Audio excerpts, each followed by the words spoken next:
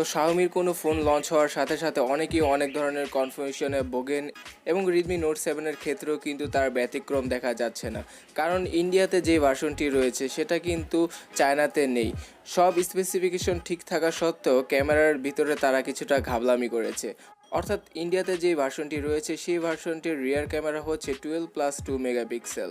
এবং আপনাদের মনে প্রশ্ন থাকতে পারে যে এই ফোনটি কি বাংলাদেশে অফিসিয়ালি লঞ্চ হয়েছে কি না। প্লাস আরও অনেক ধরনের কোশ্চেন রয়েছে যে Redmi Note 7 আমরা যদি অফিসিয়ালি না কিনে আনঅফিসিয়ালি কিনি তাহলে কি ইন্ডিয়ানটা কিনবো নাকি চায়নাটা, নাকি গ্লোবালি যেই ভার্সনটি রয়েছে সেই ভার্সনটি।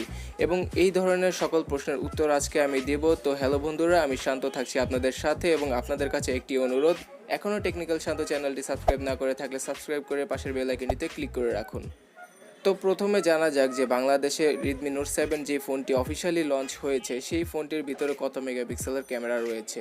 সেই ফোনে রয়েছে স্যামসাংয়ের GM1 সেন্সর এবং এটি হচ্ছে 48 মেগাপিক্সেলের একটি ক্যামেরা সেন্সর।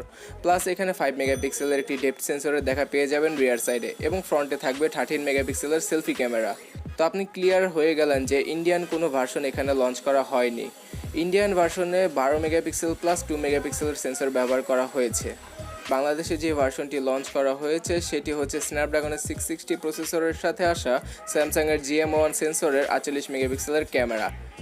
তো এবার আপনাদের মধ্যে কনফিউশন কাজ করবে যে আমি কি ইন্ডিয়ান ভার্সনটা নিব না চাইনিজ ভার্সনটা নিব নাকি গ্লোবাল ভার্সনটা নেব। কারণ আপনারা অনেকেই দেখা যাচ্ছে কম দামে এই ফোনটি কেনার জন্য আনঅফিসিয়াল দোকানগুলোতে যাবেন। তো আমি আপনাদের বলে দিতে চাই, যদি আপনি চায়না রম পছন্দ করেন তাহলে আপনি চাইনিজ রমটা নিতে পারেন, সেখানে কিন্তু 48+5 মেগাপিক্সেলের ক্যামেরাটি রয়েছে।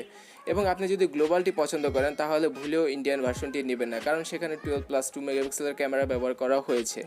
তো আপনি যদি চাইনিজটি পছন্দ না করেন তাহলে গ্লোবালি যে ভার্সনটি রয়েছে 48+5 মেগাপিক্সেলের সেই ফোনটি নিলে আপনার জন্য বেটার হবে বলে আমি মনে করছি।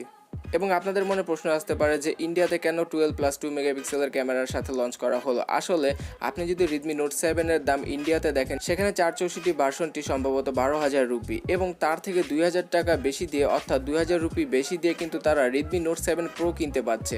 Oh my god! তো Xiaomi এখানে একটা গেম খেলেছে এবং এখানে দেখা গিয়েছে যে Redmi Note 7 থেকে Redmi Note 7 Pro চাহিদাটাই বেশি এবং Xiaomiও তাই চাইছে। এই জন্যই তারা 48 মেগাপিক্সেলের যে স্যামসাংয়ের সেন্সরের সাথে গ্লোবালি ফোনটি রয়েছে সেই ফোনটি ইন্ডিয়াতে লঞ্চ করেনি। তো এটা হচ্ছে তাদের একটা মার্কেট গেম। সত্য কথা বলেছেন। আমি আপনাদের সকল কনফিউশন দূর করার জন্য এই ভিডিওটি তৈরি করেছি। তো অবশ্যই ভিডিও নিচে লাইক বাটনে ক্লিক করবেন এবং এই চ্যানেলে প্রথমবার আসলে অবশ্যই এই চ্যানেলটিকে সাবস্ক্রাইব করে পাশের বেল আইকনটিতে ক্লিক করে রাখবেন এবং এই চারপাশে 4টি ভিডিও দেখতে পারেন, এগুলো আপনার জন্য ইম্পর্টেন্ট হতে পারে। তো এই পর্যন্ত দেখার জন্য আপনাদের অনেক অনেক ধন্যবাদ। দেখা হচ্ছে পরবর্তী ভিডিওতে। টাটা।